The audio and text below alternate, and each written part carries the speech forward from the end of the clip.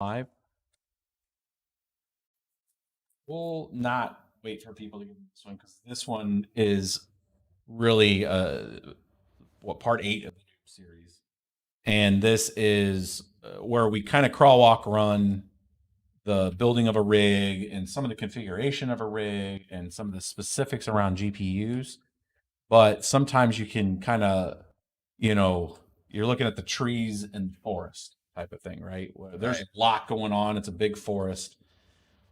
What are some of the other variables? What are the things that you have to worry about in crypto? If you're going to get into crypto mining and you're like, hey, I hear all this cool stuff. I see people post things on Twitter. I want to try it. I own a graphics card. What are the other things that you got to worry about? Are you mining the most profitable coin if that's what you're trying to do? Are you looking more long-term, right? Because there's different approaches to this. Right. And that's what today's video is I'm going to cover a lot of the different approaches to mining. And none of these strategies are what you should just lock in and go do. What it is about what your long-term play is. Is it to have like a secondary discretionary income? Discretionary meaning like that extra money that it comes in, you can go and reuse, you sell it for cash, and then now maybe give you more income. Are you going more long-term holding, right? And you're just like, you know what? I don't need the capital now, but if I'm going to invest in things, I'm going to invest in this, and I'm going long on it. And hopefully the coins that you're paying for the hardware, you're paying for the power, you're going to fund this for X amount of time, and you're going to take that stack at some point if it reaches some level that makes sense to you personally, like, hey, I can pay off a car, I can pay off a house. Right. You use it as a wedge in your life, right? Then there's some things that are like people, conglomerates, groups of friends, whatever, go out there and do, put it together, put a bigger package together. You go in on a rig together with like 4 friends or something, and now you have like 4 or 5, things, and then you're doing it. Each person's getting their kind of cut. How do you handle that from taxes? How do you handle, Right. At the end of the day, somebody's responsible for it. Somebody's paying power, even if you're all doing it. Does it make sense to build an entity, go out and become a sole proprietor, LLC, pay your taxes, figure out how that's going to work? So what I'm going to try to do today is a lot of those, like, I'm going to try to put it all in one video. I'm trying to hit a half hour. We're going to see if we can hit a half hour. I think it's going to be very information dense, but that's okay. That's what this series is. Or we can always go back and it's going to be a lot of information, but I'm trying to give you kind of the scope. We'll get into a couple little spreadsheets here and then how to calculate some of the things, but the big piece of this is going to be all the various principles around it. So I kind of covered strategies just a second ago, like friends, you getting a rig, or if it's just you trying to get a card and go along with what your stack that you're mining towards. The other stuff that you need to also consider is that mining, at least in the US, is considered income. So it's not just an investment. They think of mining, the US government thinks of mining like it's like the proof of work that's happening with mining is literally like a daytime job. So it has an income, and that income is reported as income, and you pay tax on that accordingly. Right. So it's not I've never sold it. Because typically, like if you do an investment, you put money in and you hold it. And then at the time that you sell it, depending when you sell it, you either have short-term or long-term capital gains. Yeah. Right. So long-term would be over a year and you pay less tax because they're incentivizing you to hold on to the money longer.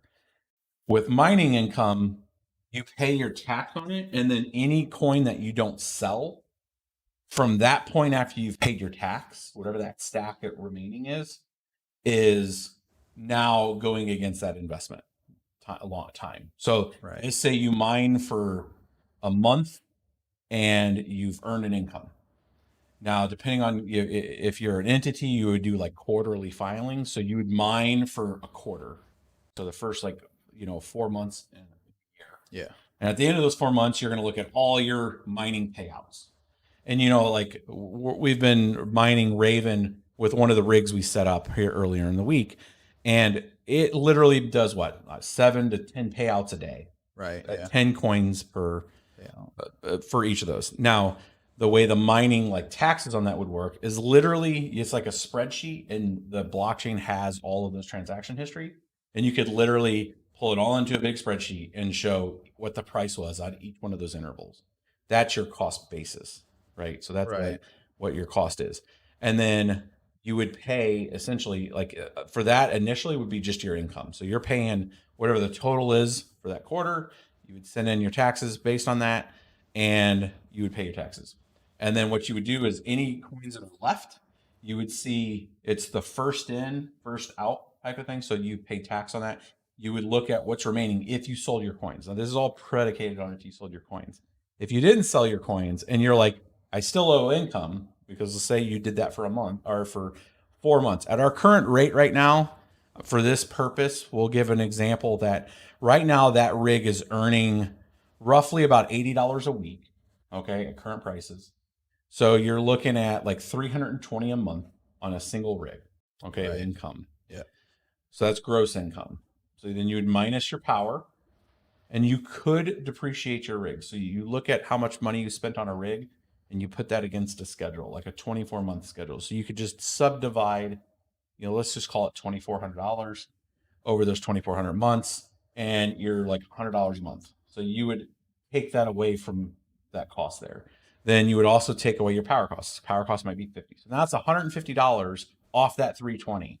The delta remaining amount is what you're paying the tax on at your tax rate. Okay. So that's what you would book. And then let's say you just did that all out of pocket. Like you're like, I'm going to sell my coin, bro. I'm holding on to them. Well, each of your cost bases is on your payout is what you earned your coin at, right? And then at the end, when you go to sell it, it's literally like there's going to be one price, and then you're going to have all those different prices over a period of time. And you'll literally calculate what was my change, right? What was my change there on each of those? And then you would pay, because you've held that, right? Held those coins, a capital gains. And that's where the tax is kind of messed. In my opinion, it's kind of messed up, because they're going to see at some point, let's say 10 years down the line, you go to sell those coins. You would have paid tax, right, on some of those coins, but you didn't sell that stack. Well, that stack got bigger. So instead of selling $150 every month on that, you're going to have like a lot more coins, and then you're going to go to sell it. And then they're going to be like, well, you know, that appreciated because you made that investment. Right. So you just covered the tax costs because that was what was owed at the time, but you kept that investment. So it would have been equivalent to you just rebuying those coins at those prices, right? That's one way of taxes, right? That they would look at it. So, you know, at the end of the day, it's just your gain. You're going to pay your capital gains, your 15% on that, it provided the government doesn't change the tax rate on capital gains. But those are things that you have to like be concerned and think about in the long term. And what it comes down to is, like back in the day, 2014, 2013, the crypto wasn't worth a ton of money. So you didn't have a like massive gains at that time, unless you were really into Bitcoin, and only still a handful of people were still mining. A lot of people were buying Bitcoin. But like what you have to consider is like there's like long term, like over 10 years, you know, you'll have that tax liability. You just got to be aware of it. So there's that with, I mean, nobody likes to talk about taxes. Hardly anybody on YouTube actually covers taxes. I won't call it because it's boring, but it's super predicated on your particular situation and the scale and size. It gets more complicated if you involve other people, like if you're trying to share that tax liability with that. So just things that you should consider like when mining. We'll come back to your guys' comments and stuff here in a little bit. We're just going through this kind of as a series. And then obviously, if you guys have anything specific, you can always leave a comment below after the video is posted. If there's something that you want to, if you're a tax person and you're like, hey, there's better ways to do this. I'm talking very generalized scope for the United States. So if you're somewhere else, you guys would have a discussion. But So you said that the United States counts it as an income. Is there like any on mining, yeah. Yeah, on mining. So is there any states that like or countries that don't count it as an income? Correct. There are some countries that count it differently. I don't know them off the top of my head. I want to say UAE, which is United Arab Emirates, handles it differently. I don't know how the UK treats it. I don't know if they treat it as income or not. But as born in the U.S., even if you have dual citizen, government like taxes, they'll come find you for the taxes. So I don't think there's really any tax advantage yet to mine somewhere else yet. There are alternatives underway right now. I know Compass Mining just covered this, and we'll have a separate video on this in September.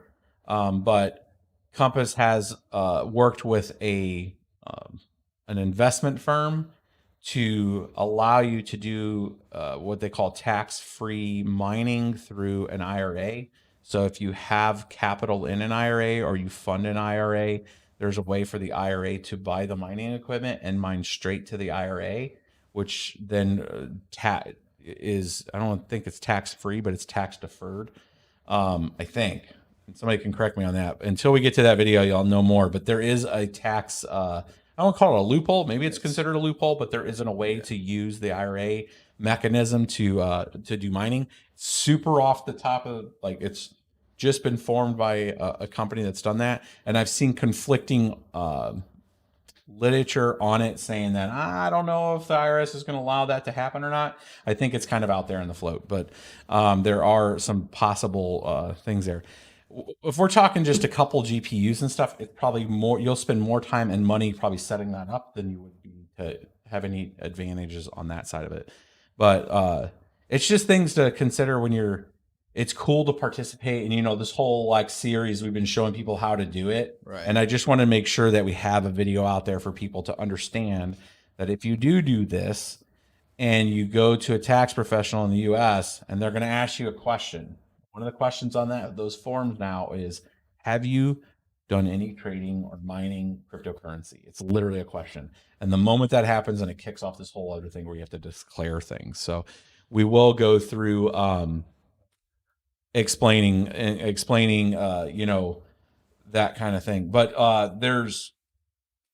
so not to be freaked out in taxes, it should never deter you from doing it. Mind you,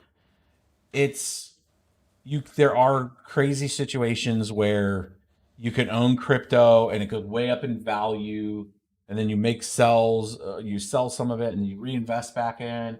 And then at the end of the day, you could end up owing more than what you had because of the net change. There are crazy scenarios on trading that can really throw you off. But like on the mining, it's pretty linear. I mean, it has an input. The output of the coins that come to you have cost bases. It's pretty straightforward to figure out. To where you can just spreadsheet it. There's also some solutions coming out there that really kind of lay it out. Like you can import like your mining pool and then it'll pull it in and just do all your taxes for you that way. But just understand that piece of it. Other variables. So let's talk other variables in general. Part of this is also like identifying what kind of card you have and then inputting that into figuring out what's the best thing to mine. Now this gets back into what I opened this video for, was there's different strategies. Like what you got to kind of come in, you could change your strategy at any point, but am I trying to mine to get a stack of a coin and I'm going long on it? And if so, then you're just pure hodl, right? You are leveraging the fact that you paid for an asset and you're going to pay the power out of pocket and you're going long-term. You're like, I don't care. I don't want to look at the price. I'm not even going to look at it. Or maybe you put some kind of arbitrary figure. I know a lot of people are like, hey, Ravencoin, when it hits $1, some people are like, oh, I'm staying in it for 10 years and I'm waiting for it to hit $10. Same thing with Bitcoin. Some people are going to be in Bitcoin until $100,000 and maybe they'll take a position, right? It all is an individual decision. And you got to kind of look at what's the point? What are you trying to accomplish? Are you trying short-term income? Are you trying to time the market when the best time to sell is? Are you going for the long term? And you kind of pick a strategy. What I would say over the years, my own strategies changed, right? Like I first did it because like the community and just trying to do something different, that like the fact that we could just download a piece of software and participate was cool as hell. Like wow, I didn't have to do all this crazy sign up stuff and I can participate. And for my participation, I get coins. How sweet is that? And those coins happen to be worth money. And sometimes they're worth more times than others. And sometimes they're worth not that much. And then I changed my strategy with, well, maybe I should buy some of those coins when they're low because I'm going long on this. So like if I can mine so much when there's not a lot of participation, when the coin is low, like when Ethereum hit $86 and right in the beginning of 2000, like when code and all that stuff was coming out, like Ethereum went all the way down to $86, like a coin. And the network also reciprocated. So when a coin's not worth as much, less people mine because not very many people make profit, right? So then all that means for you, if you have a static hash rate, and I keep pointing like the 3090. So 3090 has 126 mega hash peak, right? This card may yield, 0.1 ETH or 0.01 ETH, a week in a very high hash rate environment, but might go up by 3 times old if there's not as many people mining. And there's other things with regards to fees and stuff on the network that gives you more opportunity, but it might make you not go out and buy maybe more cards. It might make you, and like when the coins come down in price, you might go, well, you know what? I can buy like twice the yield that my card's getting instead of using that money because you are mining, but you might use that extra $2,200 and just buy the coin because it's down in price. So I look at pricing. If you're going for the long term in crypto, it's about sometimes like looking at what the long-term play is and then saying this might be a better opportunity to spend $2,200 on the coin and I'll get a higher yield. And then maybe if there's more capitulation, which is when people just are freaking out and they just start selling stuff like fire selling stuff, right? That's capitulating. They're just like, I'm out, I'm done here. I don't care what price it is. Just give me some money. I'm freaked out. Those times, which has happened at least twice, no, I would say 3 times in the crypto space when it comes to GPU mining. When it comes down so low, people are just dumping their equipment. And they're just like, you know what? It's just too volatile for me. I'm out. It just changes. Like if you're a longer term miner, then you might buy GPUs at the time too, right? So it is when I'm kind of ranting, but what my whole point of this is have a strategy, figure out what your strategy is. Right. And then kind of stick to that as like business rules. Like you're sitting there saying, I am looking at this for a long-term investment strategy. It's one of many things that I'm doing. Okay, maybe it's putting money into a savings account, and maybe it's part of it's crypto mining, and you're looking at 10 years from now. Well, if it's truly a 10-year plan, then treat it like a 10-year plan and build your strategy on when you're investing back into it to, maybe pick up some GPUs, maybe pick up some more coin, and then strategize it like that. And I think that'll give people or it gives you at least some kind of vision of what to do going forward. On other variables that matter, when I talked about the crypto networks, part of the crypto networks in general are understanding the way hash rate works and understanding when hash rate goes up, the yields you get for your same hash rate goes down, right? Because you're competing with other people. So the size of pie lessens, the amount of coins you get lessen. Now, when typically that happens because price is going up, right? Right. If price is going up, then more people are mining because more people have opportunity to mine. And typically price goes up sometimes in spikes. Like you're going to go up 10% and then the next day to be up another 10%. I mean, if we just look at Ethereum since May, Ethereum went from $4,300 all the way down to $1,800.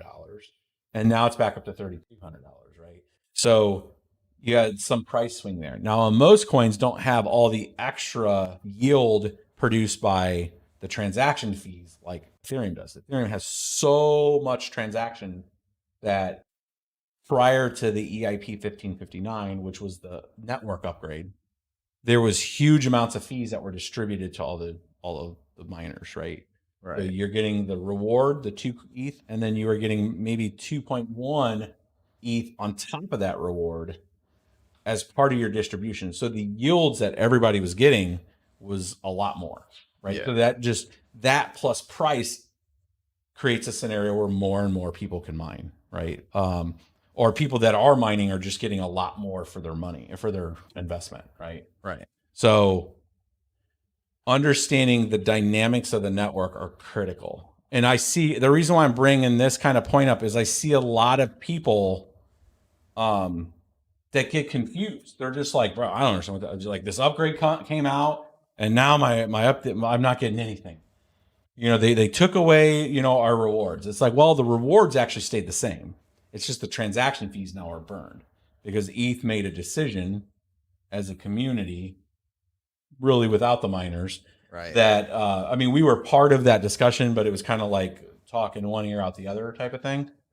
To try to model what Bitcoin's doing from a deflationary standpoint, where the inflation rate of Bitcoin over time, every 4 years, halves. So then there's less coins. They're creating a scarcity. So Ethereum has no upper bound. There's always going to be just continuous of development or more Ethereum every year. They wanted to kind of curve off that inflation. So they said, you know what? All those extra fees, we're going to burn them. We're just going to delete them as they're, and those extra fees are participants, people using Ethereum and burning it. They're paying extra to have their transaction, and then those are included in each block. So now that's just getting burned, which now reduces the inflation, which thereby, in theory, should drive up price. Well, it's went up a little bit, but since EIP 1559s came out, it really hasn't shot up that much. I think it went from like 2,400, 2,500 to about 3,200. And that was even kind of ahead of, it was kind of like the selling of the new, or the buy of the news, and kind of, it wasn't really the sell of the event, which sometimes happens in crypto. Right. Like there'll be all this hype, and then everybody just dumps it the day it comes out, right? There's the sell of the event. So that's a dynamic in crypto in general. It's a dynamic in a lot of things, but it's definitely in crypto. But understanding yield is important to understand your risk. So everything's a risk analysis in life, right? It's like, I'm going to do this thing. What are the positives? What are the negatives? What are my other risks? What are my ancillaries, right? And in crypto, in mining especially, like GPU mining, you're offsetting a lot of your cost risk here because you can resell this thing, and this thing's worth money to other people that are not miners, right? Right. So you always have like a hedge. That's why I'm always been like a pro GPU miner, because there's other reasons for this thing to exist. ASICs, you create more risk to yourself because the ASIC is designed just for that operation, right? So when we talk ASICs like that, the iPolo device that we're going to cover this week, it's only made to do Grin, right? And if Grin's algorithm, the CUC32 goes away, or they fork away from that, or something happens, like that device is like a boat anchor, right? And then some of my old Bitcoin ASICs was the same way, right? I have some older Bitcoin ASICs that just for their power usage, they would never be competitive. And so they're just there for like relics, right? But I have GPUs back from whenever I mined back in the day that are worth retail price right now. So what I paid for them those many years ago, they're still worth it, right? So I didn't lose any money on that. And I could resell them if I wanted to. And so you're offsetting risk there.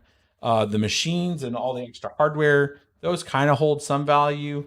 But you might as well, I've always considered them, think of that you're going to have a 50% to 70% depreciation of those.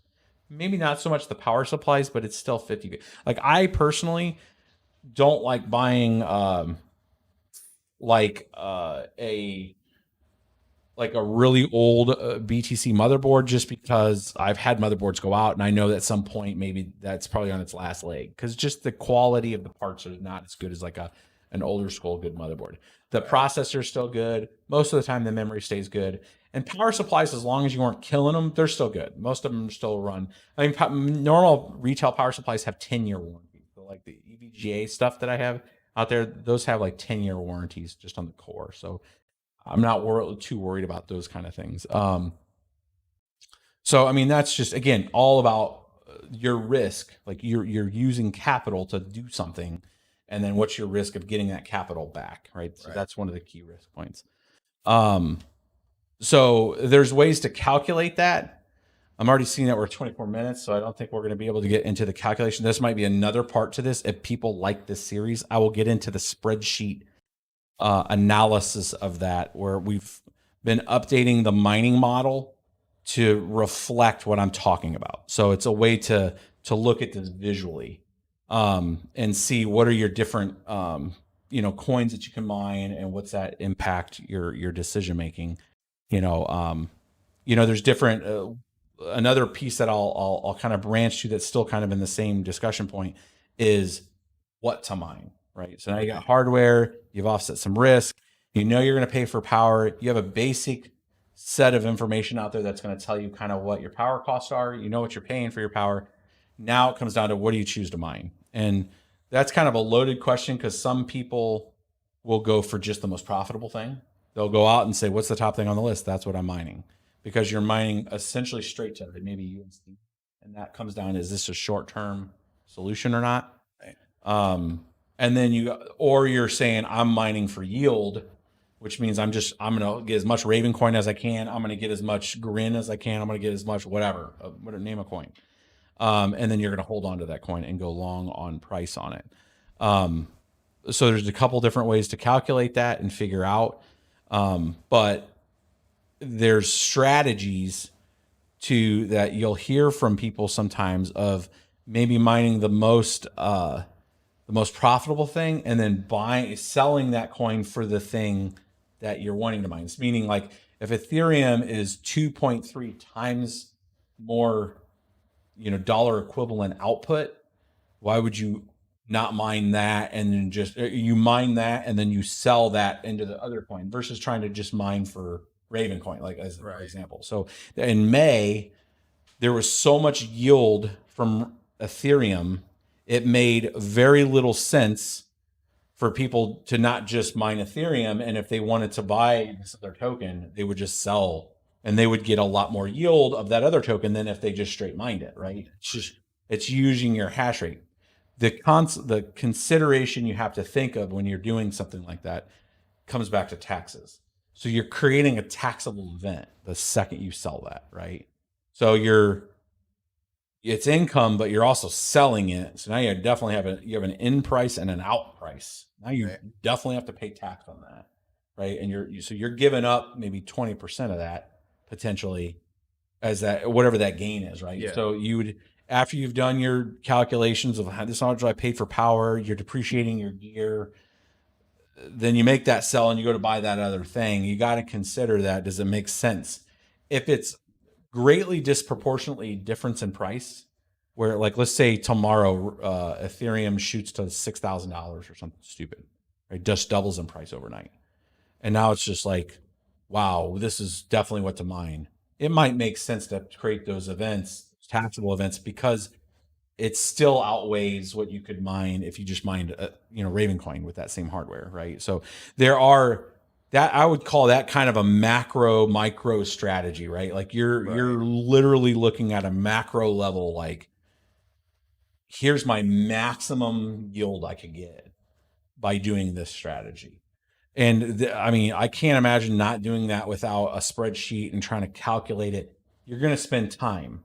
And that's the other variable that's never calculated with anybody that's been mining, is how much time do you spend in it? Look how much time we do just talking about these videos and stuff, and like setting up the machine and going through the configuration and downloading Simple Miner and all that configuration.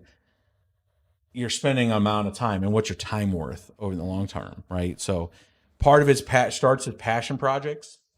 Like you're passionate about it, you want to do more about it, but you got to really look at your time, and especially if you start involving other people in it and paying for their time and all that, it's all cost. Now you got a whole cost basis that you're keep track of. Right. So as you scale up, there's only so much that an individual can kind of take themselves or do themselves, and then you're going to be like, all right, I need some help, and then now that's another cost, or maybe it's a cost share of maybe they get some of the yield or something like that. So you got to calculate that. Again, spreadsheets are going to become your friend, and when we're going through the mining model in the next review, we'll talk to that. We're right at the top of the 30 minutes. I'm trying to keep these in 30-minute sections. We'll do like 5 minutes of questions, and then we'll do a part 9. This is part 8. We'll do a part 9 where we get into the spreadsheets and the calculations, which I'll have the mining model 3.2 release, which will take a lot of what I've just said from a principle standpoint and show you guys mechanically how it's done. So let's see if has there been any been tracking any questions out there. Yeah, my license plate, Raven Hole. You see that on Twitter. Luck has nothing to do with this swamp. There must be a sub-concept conversation going on.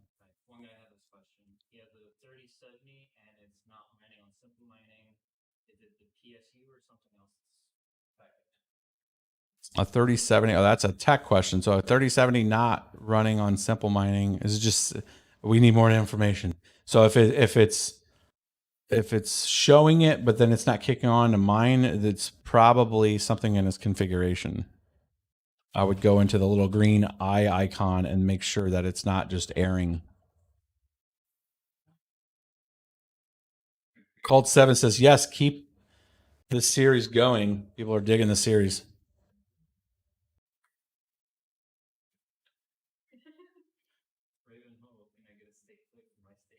Maybe. Maybe, Jason. Who's the guy? Who's BBT Ray? Ray is our intern, and he's learning the crypto space from literally no experience in crypto or really even a lot of computer stuff, like just social media stuff mostly is his experience. So I'm trying to use this to help educate Ray into just the whole mining forte of space, of like how all these are configured, how we can maintenance stuff, all of this. And then as we start to do some more builds, I'm going to have Ray do them with you guys live. And I'm going to kind of step back and just kind of help guide and see, you know, does the student become the master type of thing, and see things of, you know, development here. So we're using it as a baseline of just education series. My kids have gaming PCs. They said I have a lot. Could I convert them to rigs when they aren't being used? Yeah. So a question that came from Twitch was, person has some extra machines that his kids use for gaming, and what's up? Oh, sorry. Trying to answer. So yeah, we got a question that came from Twitch that was saying a person had some gaming machines and was wanting to try to use those for when they're idle. And I actually do that here at our place. So you can download a miner. What I would recommend is watch, I think that's part 6, that takes a gaming machine and uses simple mining that allows you to not have to download the miners to your actual computer and your Windows environment, just because it's a little finicky. And you can actually boot off of that USB stick to simple mining, have a whole separate, you know, OS that's on a USB stick, and then have those mine just to that. It's a lot easier to control. You can use dashboarding with your phone to be able to see it. And then when the kids want a game, you can just shut the machine down, pull that USB stick off, and then just boot the machine up normally, and you haven't affected your Windows environment. Highly recommend watching video 6 on that. And if you have issues, there is a beta version that I know that Simple Mining had put out there that has the latest Linux kernel, which should support a lot of the newer hardware out there, including like things that are not normally for miners.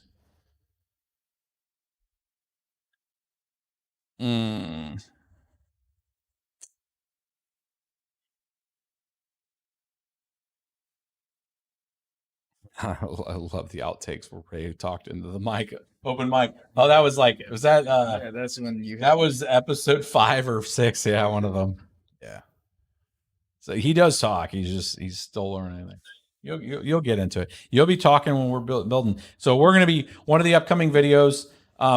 We've gotten a couple of these Power Color Hellhounds. These are the 6600 XTs. These are like crazy efficient. I see a lot of people post that they're like 52 watts, 53 watts out there. They're actually around 60 something because people are not calculating the riser. But we did that in, I think, episode 4, or part 4. We were calculating the Power Color 6600, and you guys can see the results of that. But we're going to try to put a whole rig of these together as I get a few more. And then we're going to do the RTX 3090. Now, this one, I have no doubt we're going to have to break down. So we're going to pull this one apart. we're going to do our test with it, but then we're going to take it apart because there's a high chance that the thermal pads on this are junk.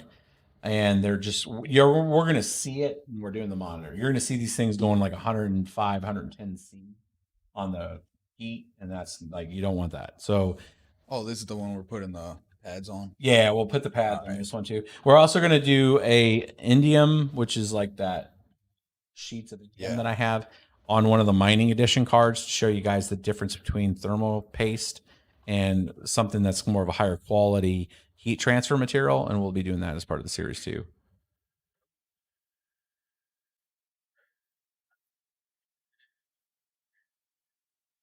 What do I think of NFT games like Axie Infinity? I haven't looked into Axie Infinity. I think we've tried to reach out to them. We are going to be covering some NFTs series of games coming up. We've tried to reach out to Voxies. I don't think they got back with us yet. But we are going to do Z.Run in the beginning of September. So anybody that's been familiar with Z.Run, which is like you buy a horse and you can race said horse in these like open polygon game. Just go to Z.Run on your browser. You'll see the site and how it works. But we're going to cover that more specifically. I did buy like the cheapest horse I could find, and it is the cheapest horse because it hasn't won one race at all. I put it through like 12 races. It's lost every race. I think the closest it's gotten like 5th. So the horse value does have a tie to its value of like can it win a race or not. So there is that.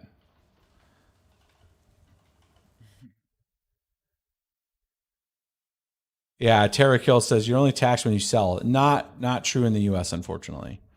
So the U.S. they treat it as income as you mine, and then you pay tax on that as like income.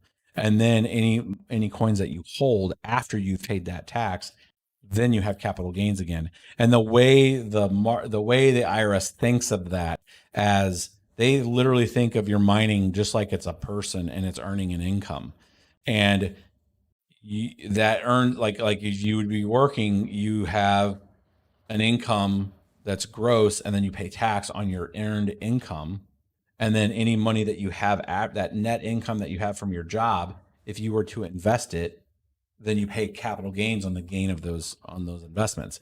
That's the way they're thinking of cryptocurrency from a mining standpoint. Mining earns income, and then any coin that you keep, you pay. That's considered an investment after that time that you paid the tax on it, and then any gain from that point on the remaining coins is capital gains. So it's not double taxation ish. It's kind of the same way as like if you were working, paying tax, and then paying tax on investment. That's the best way to explain it. All right, my dudes, we're at 38 minutes, so we went almost 10 minutes on questions. Hopefully, you guys like this series. If I miss your question, just I always go through all the questions in chat, and we'll try to respond in the comments. Drop your questions down in the comments. I do respond to those if you guys look at those.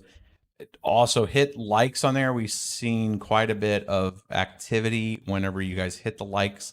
That's what adjusts the algorithm to allow more people to see this through browser features and suggested videos, which is how we can drive more awareness to this space. All right, my dudes. What if you're losing money when mining? We'll cover that in the spreadsheet, but you can show it as a loss. Don't take my paycheck, son. All right.